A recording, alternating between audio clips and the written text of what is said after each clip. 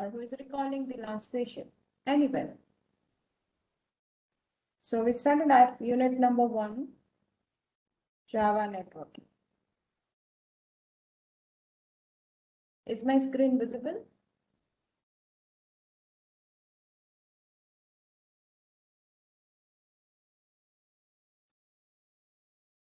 Hello guys.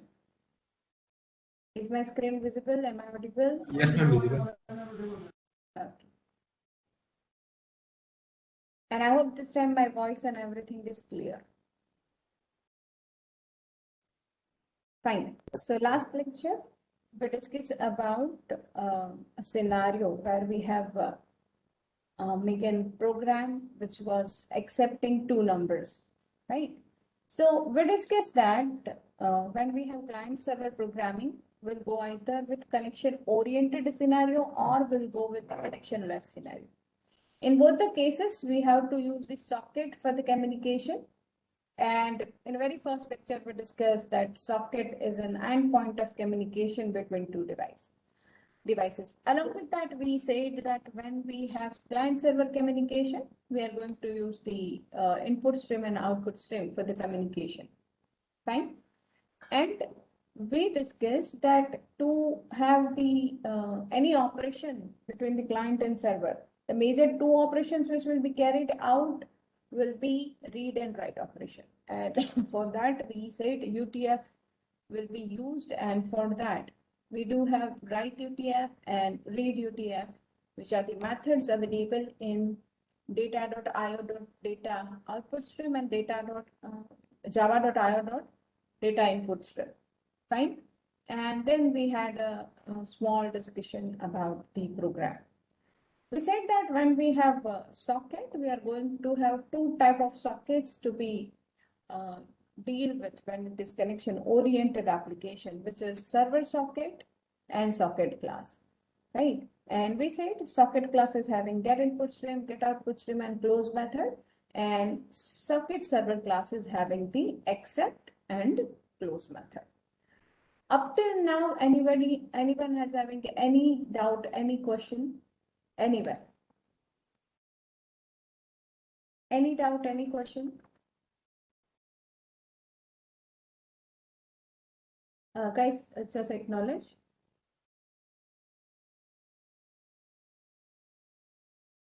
Any doubt, any questions? Ma'am. Yes? Ma'am. Okay. Fine. So we'll go with the 2 more demos and then we'll move to the next topic. Okay. So now you are going to guide me and you are going to tell me that if I want to go with, suppose I want to go with the currency converter, fine. If I want currency converter to be implemented as a client server program, what would be the scenario? How we'll go with it? What are the things which are required? It's okay, no need to give exit code because for that you require reading, but you can just tell me the steps. We'll take the object of which class, we'll do what, where we'll do the application logic, that is writing the expression in equation for converting. Let us say we want to go with the INR to USD or USD to INR, whatever. One currency need to be convert into the another one. So can you just tell me the scenario anywhere?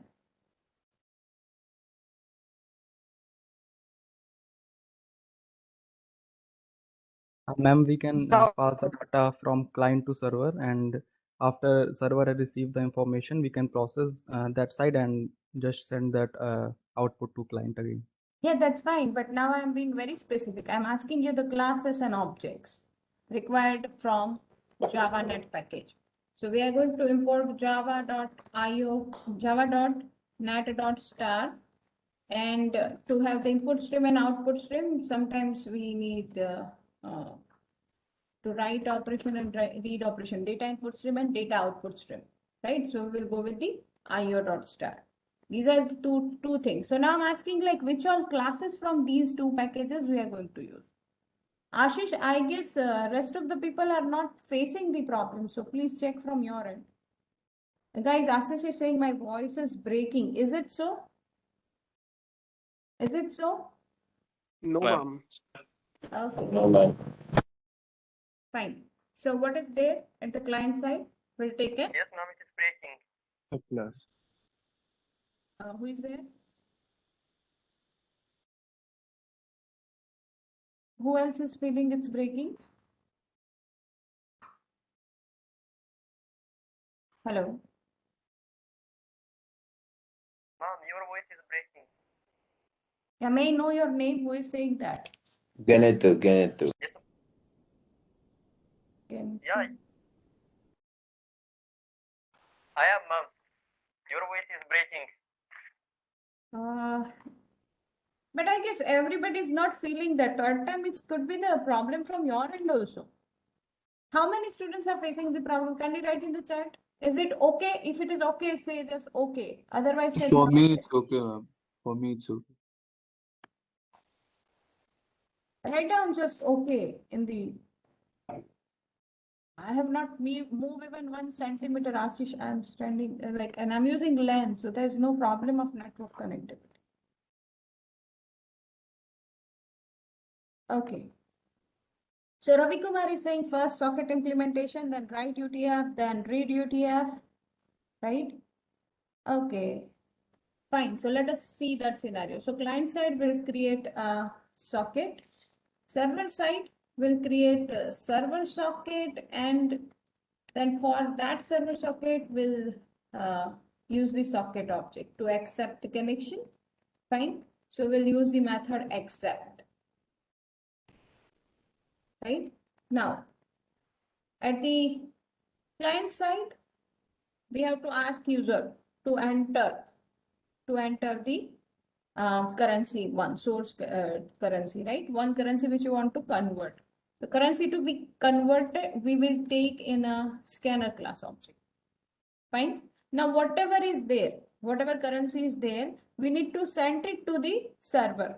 So we will use output stream object, right? Data output stream. And with the help of this object, we will use write UTF. Okay, we'll use the write UTF method. And once it is done at the client side, what client will do? Client will read the incoming stream with the help of input stream object, and client will use read UTF method. Fine. So accept, read UTF and write UTF are the methods which we are going to use as well. With the scanner class also we'll use the method to read the input.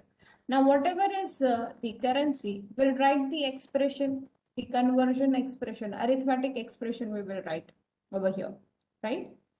And finally, whatever is answer of this expression, we are going to give it back to the client. So we have to use a data output stream object to write that output, right? So again, this will be, the answer will be sent, to end user with the help of write UTF method. Now, once the answer is sent and it received to the client side, again, client will use read data input stream object. With the help of that, client will use read UTF to read the answer. Are you clear with the scenario? Now you have to just put the syntaxes. Are you clear with the scenario? Ultimately, we'll close the connection both the side. Fine? Is it clear? Can you briefly Yes. please repeat this? Yeah, I'm showing you the code, but I'm just explaining you the scenario like a pseudo code. We are doing the currency conversion program. Fine. Is there any doubt in any of this step? Why we are doing this step? Why we are doing this? Anybody having that question?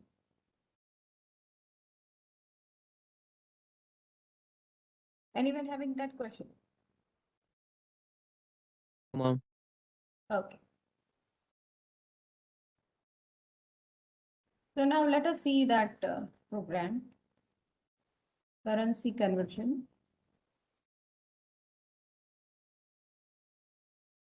So first I'm showing you the client side program. We have client side.java, right? So you can see over here, whatever steps I have mentioned in the pseudocode, same we are using. We are using IO because input stream and output stream objects are belonging to this package. .NET package to use socket and server socket, and a util.scanner to read the input. Taken a public class client having the main method public static void main. At times we may fail to have the connection. That's why entire thing is put inside the try catch block, right? Catch is simply we are catching the exception, whatever is thrown by the try block, and we are printing in case if some error. Fine. And now over here, first, as I said in the pseudocode, we need to create the socket, then we'll take the input, we'll write that input to the that value to the network, and finally we'll read from the network. The same thing is done here. We said socket S is equal to new socket localhost 6787. So we are contacting the server having the host name localhost. Now, to write the output over there, to use the write UTF, we are using data output stream object dout. We can declare it with the help of new keyword. We are calling a parameterized constructor, which takes get output stream method to get the handle to that particular socket. So that's why we are using the object socket as s dot get output stream. Now, we are creating a scanner class object. Scanner class SS is equal to new scanner. This is the input taken from user's device. That's why we say it system.in. We're giving message to end user, enter rupees. So this is going to convert rupees into US dollar. Now, whatever user has entered, we stored it inside and string local variable s1. So we said s1 is equal to scanner object ss.next line. Now, with the help of dout, which is data output stream object, we are using write UTF method and we are writing that string to the network. Once the string is sent to the network, we are clearing the data output string. So we say read dout.flush. Now, to read the input coming from the clients, to read the output, the answer of converted currency, right? We gave in the rupees and now we want answer in the dollar. So this calculation will happen at the server side. And server will write back the answer to the client as they are connected. So we have used data input stream object bin to use the read answer. As I said, we can have write UTF, which is giving in general the UTF format of data to be passed over the network. But when you want to be specific, you can use the read and write method with particular data type. So in currency conversion, obviously answer could be in float in the points, right? Precision and all. So that's why we are using float result is equal to bin dot read float. Bin dot read float, right? So this is read from the incoming input stream, which is coming from the server side. And ultimately, we are printing the answer. At last, we are closing the socket, we are closing the data output stream, we are closing the scanner object, and we are closing the input stream, data input stream object. Fine. So this is entire client scenario, which we discuss here, right? This thing we have discussed. Now we are thinking about server scenario. Usually, server will accept the connection. It will read the parameters sent by the user. In our case, the INR, that is Indian rupees, is sent as a value, right? And we are applying that to the expression and we are making calculation at the server side. So server is the one who is serving the client by giving the converted currency. So now let us look at the server side code. Here is a server side code. Again, we are trying to implement the scenario discussed in the pseudocode. We need data input stream, we need data output stream to have the read and write operation, right? And we need a scanner class. Sorry, we need a socket class and server socket class object. So over here you can see we have taken IO and NAT to have the input stream and output stream. We've taken a public class server side having the main method, putting entire thing in a try catch block, right? Catch will catch the exception. At times, instead of you can say system.out.println, you can say system.e.println. Over here, ERR represents the error. So either thing is fine. Over here, we have used server socket, created the object SS is equal to new server socket. Find when port number should be the same because your client is sending data on 6787 port number. That's why you need to keep it same. Now we said server socket S is equal to SS dot accept. It means that end point of communication object S is happening on the port number 6787. Now we are using the data input stream object, right? So we've taken a handle over the socket. So we said S dot get input stream. Whatever is coming in the DIN data input stream, we are reading it with the help of read UTF. As the data is in read UTF, we are converting into the string, right? And now we are converting into the float. So we said float.parse float and the string is converted into the float. Now we have float rupees. And if we want to convert into the dollar, we have assumed that current rate is 69 rupees equal to $1. This is just an assumption. I don't know today's dollar rate. So we said float dollars is equal to rupees divided by 69. And now whatever is the answer, I need to write it back. As I said, either we can use write float or we can use write UTF. Just to demonstrate you that how the things are differing, I have used both in this example. For example, over here, I use read UTF and write UTF. In that case, the parsing is required. You need to do the typecasting, UTF format into the string, and then string can be converted into the float. And if you don't want to do all this, that's totally fine. You can be the data type specific and you can use that method directly to use with the dout or din method, right? So we have write int, read int, write float, read float. All these are the methods which are available. So I'm again using data output stream and with the help of write float, I am sending it to the client and client is reading it with the help of bin.read float in the client side program. Finally, we are just clearing the output stream and closing server socket, data input stream and data output stream. Fine.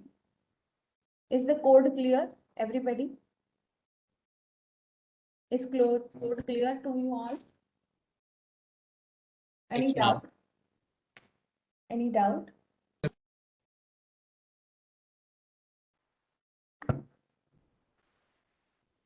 So now let us execute and see it. So I have to use two command windows.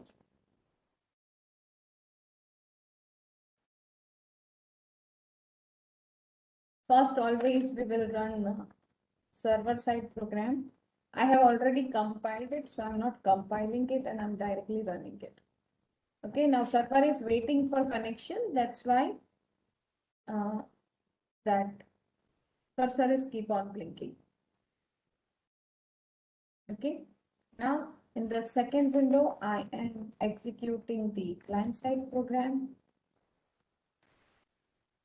And it is asking me, just a second, why it is asking me the number format?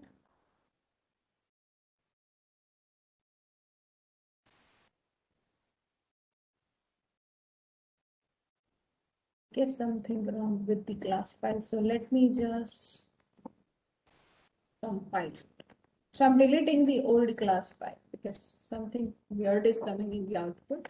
So maybe some old class files are running. So we are just compiling it again.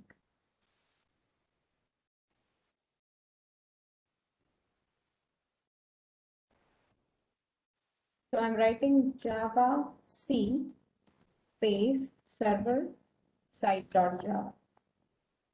I have compiled it in a first window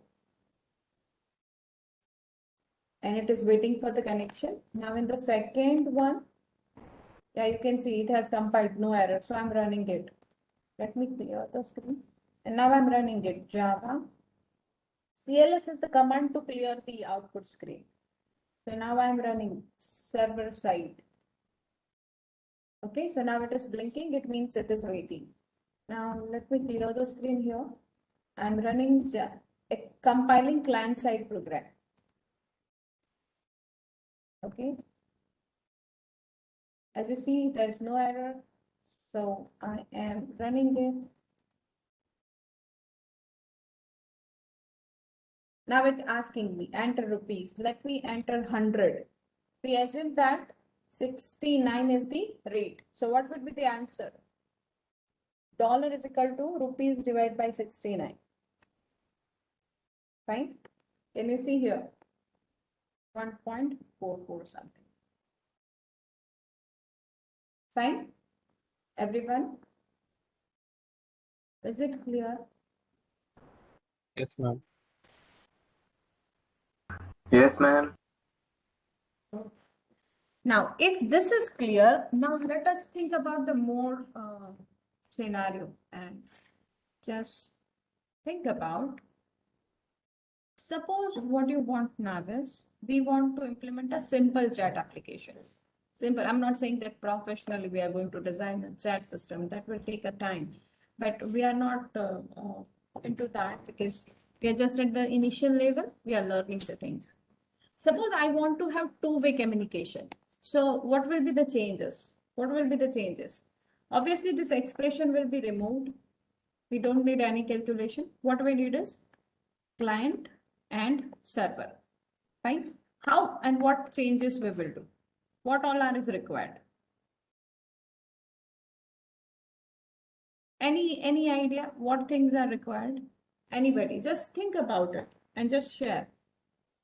What all you need to make a simple chat, two-way communication.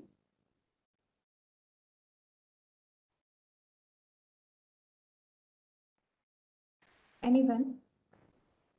Exactly. Ashish is saying using loop. We'll keep in a loop. After connection, we will make a loop. We'll start it from here and we will close it here. So this thing will be inside the loop. Okay, this entire portion. But what we will do in that? What we will do in that?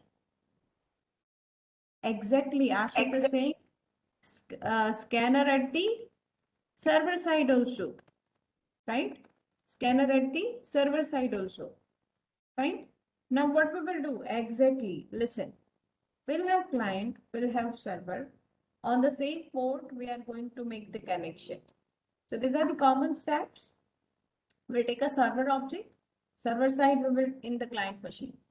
In the server side, we'll take server socket and socket object and we will accept the connection at the server side. Fine. Then we're taking a loop and we're taking all the objects. We're taking data input stream, we're taking data output stream. Similar way in the scanner side also, we'll take data input stream, we'll take data output stream.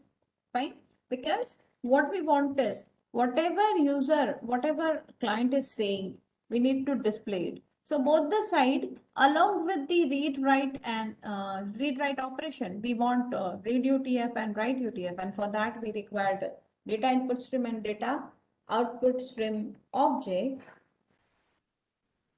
Fine, fine, and we will be in the need of system.out.println.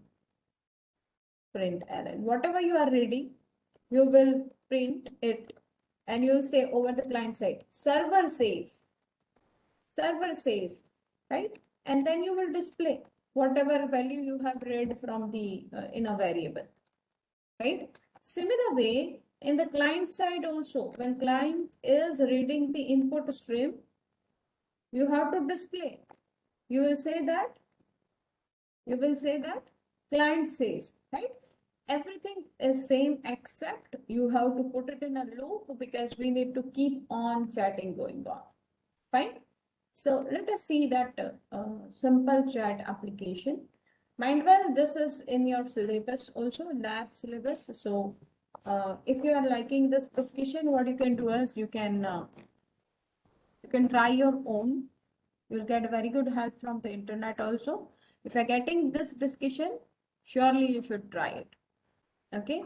So we have two programs, my client and my server. Let us see the code.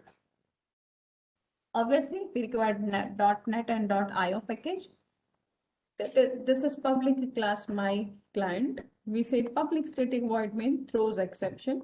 With the all networking program, you can have throws exception because mostly when the connection is not happening, your main program may, throw an exception.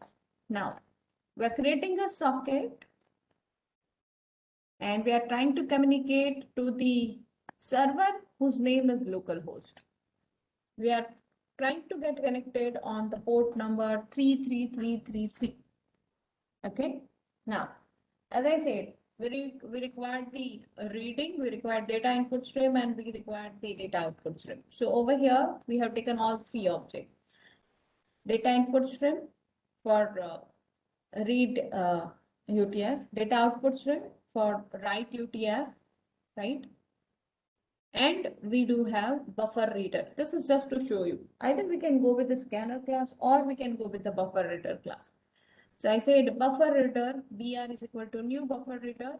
We said new input stream reader and we said system.in. This is buffer reader is to take input from your keyboard. Okay. For networks, we have used this two things for read and write operation.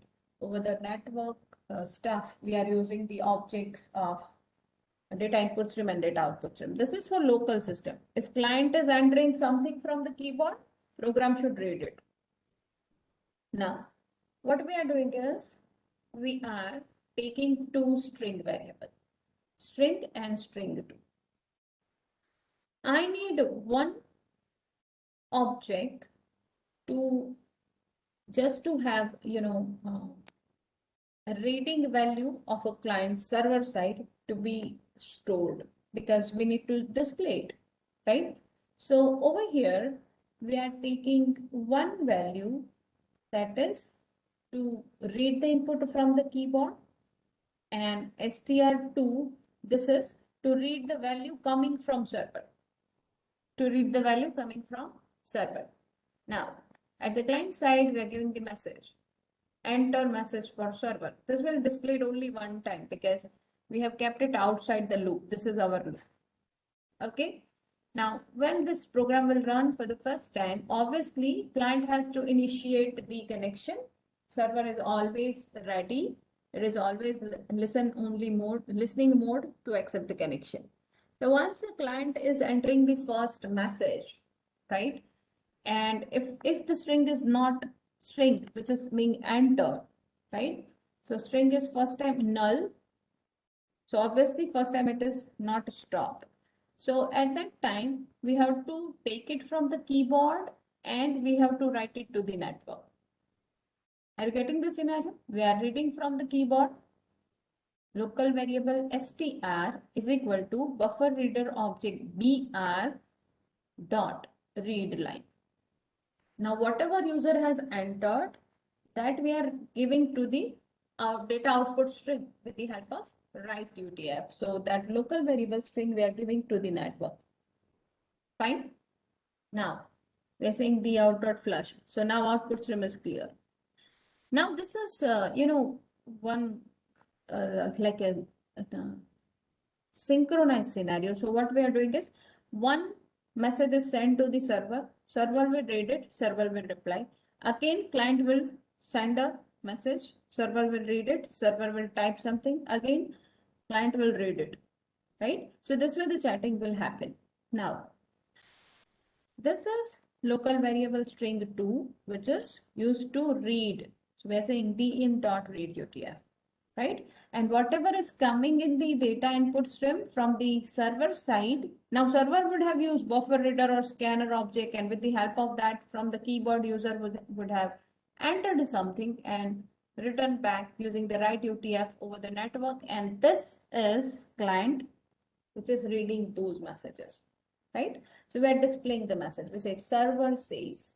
What server says is whatever is there in your incoming packets or incoming data in the data input stream. So that is in variable strings 2. So we are displaying the string 2. Fine. And ultimately we can close everything. We can close din.close. We can have br buffer reader.close, right? And so on, right? So this is the client side. Now let us look at the server side. Server side also same scenario, except the difference there will be accept method and server socket, because server has to accept the incoming request for the connection. So we have a public my server class having public static void main. We have taken server socket SS on the port 333, as the condition says the port numbers should be same. We have taken a socket S, and over the port 333, which is server socket, we are accepting the connection. So socket is the endpoint of communication. Now, we have taken the object of data input stream. We have taken the object of data output stream, and we have taken the buffer reader to have the reading of local values. Again, we have taken same code. You see, string 1, right? String 1 is to read the incoming thing, because your server has to first read, right? There will be so many clients. So if one client is coming, server will read the incoming message. Initially, it will be null. So obviously it is not a stop. Both are not equal, null and stop. The stop is the string which we use to close the application, close the communication. So now we have taken we have read it, whatever is coming, and then we are displaying client says. Again, we are taking string 2, and we said buffer reader dot read line. So it will read the input from the keyboard at server side. Whatever user has entered from the keyboard is in local variable str2. This local variable need to be given to the client using network. So we are using data output stream write UTF method. And finally, we are doing dout.flush, right? So this is our while loop. Okay. And ultimately, we are closing everything. D in, D out also we have to close server socket and socket. Is it clear? Any doubt in any of the method? If you have, go ahead, ask a query. Anyone? Guys, if you don't have query, kindly write in the chat box. Anyone having any query? And can you see that dollar client and dollar solver program once? First we will see this output, then I'll show you again, because otherwise link will break, like broken. Okay, ma'am. Yeah. So this is simple chat. We required a stop string to stop the communication, right? So let me take 2 output screens.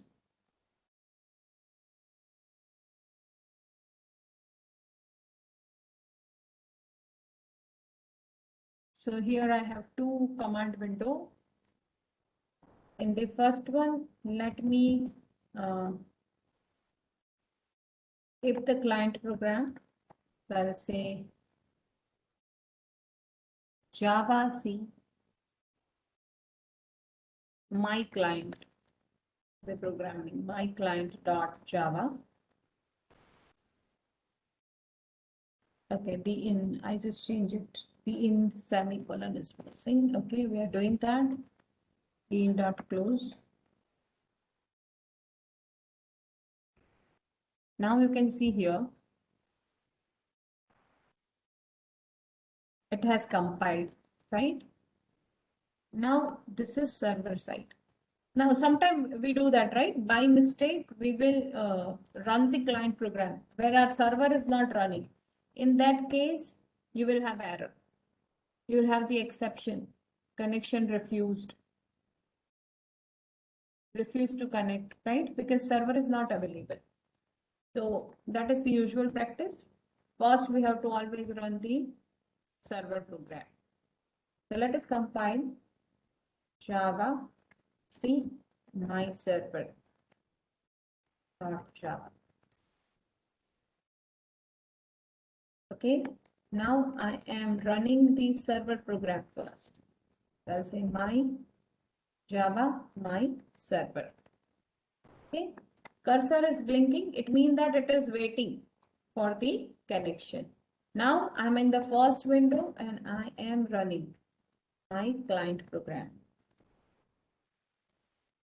Can you see? It says enter message from server. I'll say hello server. Can you see here? Server side it has red. It says that hello. Client says hello server. Now I'm typing at the server side. I'm saying hey there. And you see here it says server says hey there. I'll say, oh, I said a space. I just press the enter, so it has taken a space also, right? So I'll say over here, how are you? Right? Right? And I'll say stop.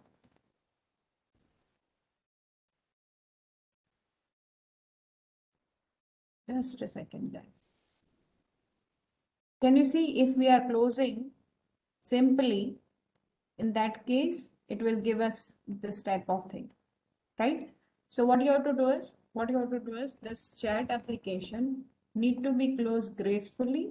That's why we have to use some string. Either you can use by or stop, whatever you feel. You can use any string just to close the application. Fine. So we are here again.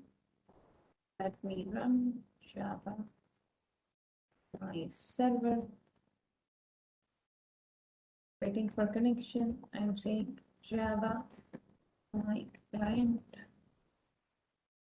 Say hi server.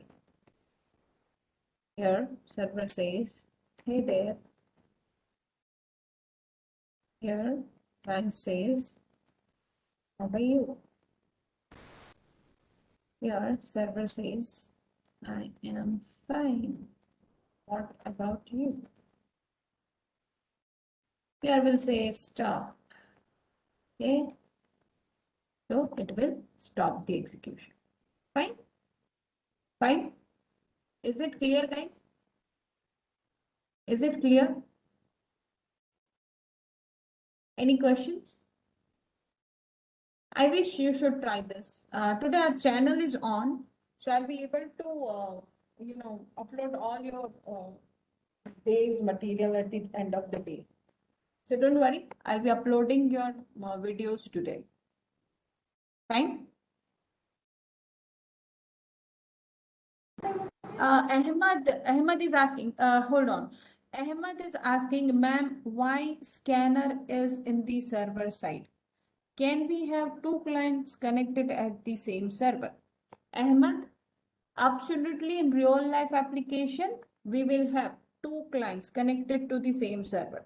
But as we are working with our local system, right now, we are able to go with only, because you see, you are having one output screen for a server. At a time, only one will be open, right? You require a unique port number. So in this local system, it will be a little tough, though you can apply some coding technique and you can do that. So that is I mean, have you heard about the server operating systems are different than the client one? Like we cannot go with the Windows 10 and all. Like we cannot go with the normal operating system. Server side, the operating system will be quite different. right? So right now we are working in the local machine. That's why it is limited like that as well. At a time, your server has to work on the single port. Right now, you see in this program, you have connected this, right? Now program will execute in serial. So if you are doing this, let us say you are creating S1, you need some different port number, right? If you are doing this, how we will manage the output? We can do this, no worries, we can do this. We can make two connections, right? But in this case, when you are seeing the output at the client side, it will be something mixed up, right? That's why in a local machine, at the initial stage, don't confuse yourself. Don't do that. First, you learn the simple coding and then you can try ahead and go ahead. Another question which you have asked is why we have scanner at the client side. Reason is very simple, server side. Reason is very simple because we are typing from the server side also. So if we are typing and taking this the input from the keyboard of a server machine or server program, obviously we require the scanning or the buffer reader, scanner or buffer reader is required. Ahmed Muhammad Daud, did I answer your query? Okay, fine. Mahek, your channel name, let me just see. I guess it is BECE3 Live, but BTech C3 Live, but still, let me just check it.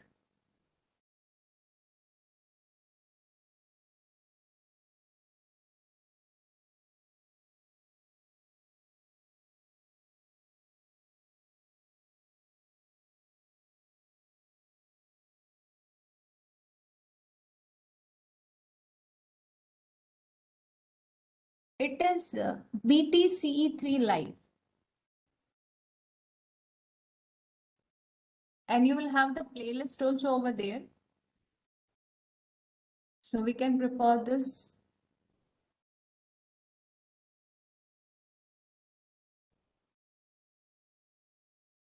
Our previous semester videos will also be there.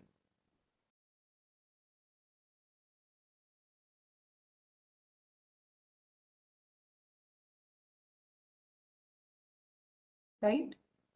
So you can see here, advanced Java programming and all the channels are created. All the playlist has been already created. And I guess this is Ankita ma'am who is dealing with one class practical session. She has uploaded some video. Right? Right? So this is the channel which we are going to follow. This is the playlist. Okay? I'll be uploading in this playlist only. Did you get the chat? Did you get the link in the chat? Okay. Fine. Okay. Anything else? So your channel name you asked, which is BTCE3 Live, right? BTCE3 Live. As you are in third year, say BTCE3 Live. Okay? Fine. You'll get previous year videos also from here. Anything else regarding the channel or technical question? Somebody was asking me to show the currency program again. Yeah. Who's asking? Who was asking? Currency program. Ashish Pandey, you were asking? Yes, ma'am. This is the client program. And you can you ask me the question so that like it will be confusion, 20, 25 lines in both the programs. So what do you want to see? What is your question? Ma'am, that sending we take integer value from user and send it to the server, Yeah, right? float. Yeah, right How UTF, do we- right float, right float. Right float will receive no ma'am, INR value. INR value. There I use only simple thing which was UTF just to show you. Just to show you. I have used your write UTF only, just to show you how we can have read and write in a same program and how we So can use. how can you use this string as an integer or float in our server program? We are doing divide We by have, 69. yeah, we did typecasting. Okay, ma'am. Here you can see. Can you Yes, see ma'am. this? First we read the Yes, ma'am. UTF, then we typecast it to string, then string to float. So now we are dividing it with the float only. This is float rupees. Okay, so this two lines for the conversion. Fine. Anybody else having any other doubt?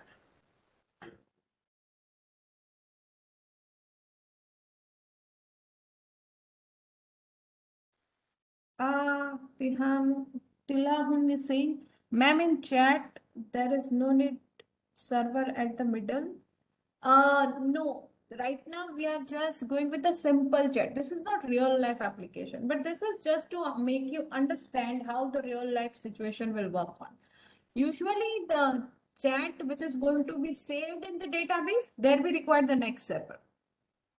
If you want to do that you want to save the chat history inside a database, then you will require third server, like second server, like a third layer of your coding. Are you getting till now? Okay, fine. It was a really good question. Are you getting the scenario, everybody? What he's asking is, he's saying that we have client, we have server. Don't we need another server also? The middle server and the AND server. So my answer is not in this scenario because we are not saving the chat in the database. But if you have look at the 3-tier architecture, in that case we will be in the need of such things.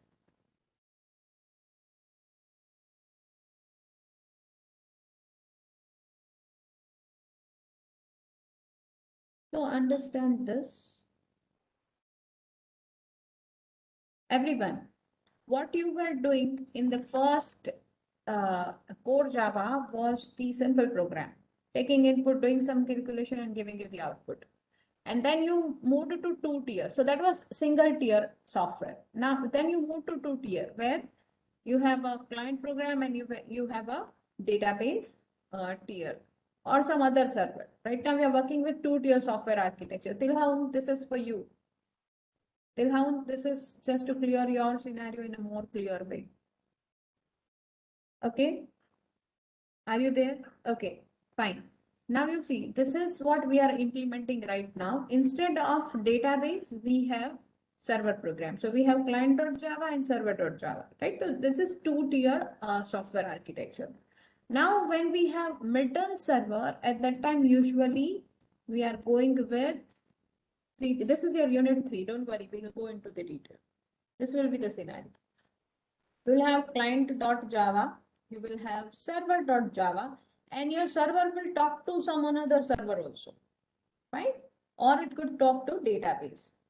So this is 3-tier where we have database, but Java supports N-tier. J2EE is for N-tier. Any number of servers can be involved. That is what J2EE technology is, right? So we are right now working with the 2-tier architecture of a software. Fine. Later on, we will keep on adding the complexity and the layers. Did I answer your query? Tilahun?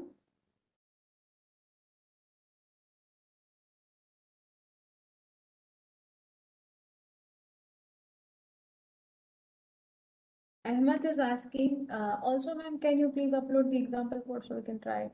Yeah, of course I'll upload it, but all these discussions and topics are very well explained in Java T-Point and tutorialspoint.com. But don't worry, what I do is usually at the end of the unit, I'll upload everything because daily upload is not possible.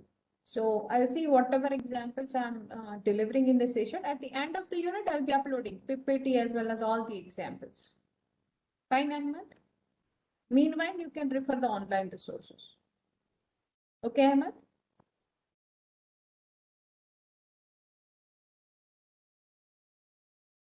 Fine. So we are at, so we did this two thing. Today we learned this two thing. Though currency was due by yourself, but somehow I did it for you. Now I expect everybody next time you do one thing. You make a program, right? This is do it by yourself. You have to go with this. Next time when you are coming to class, I'm giving you an exercise to be done by your own.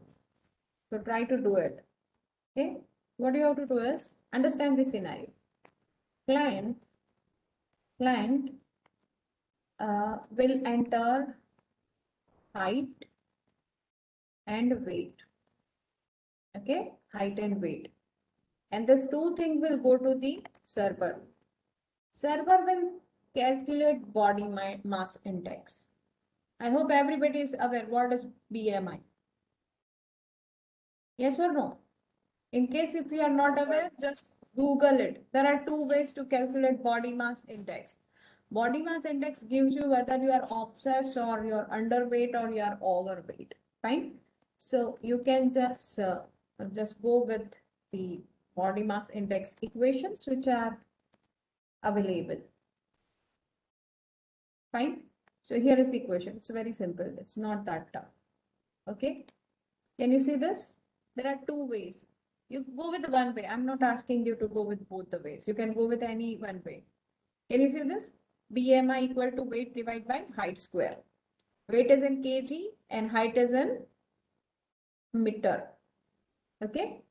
So you go with this formula. Take height and weight in the weight in kg and height in meter. Or you can go with imperial way in which you have to take weight in lbs and height in inches. But I feel like go with the first formula. It's comparatively it is little easy. Now, what BMI does? What BMI does? We do have online BMI calculators. Can you see these? Can you see this? I mean, it's loading.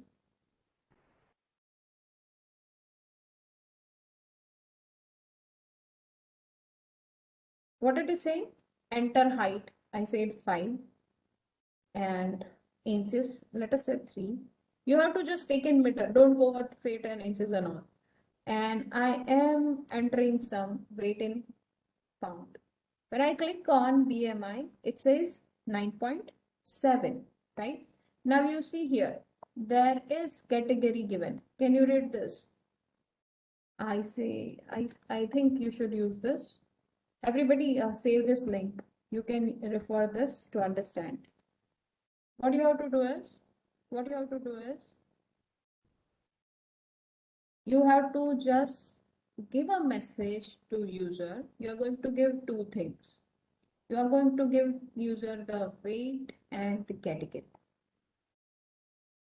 Or you can just give a simple message, right? This is based on the calculation.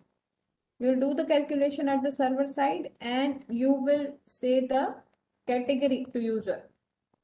So if user is entering something, you are going to give this categories. You are going to say to user based on the values of BMI. If it is less than 85, 18.5, it is underweight. If it is between this, it is normal weight. If it is between this, it is overweight.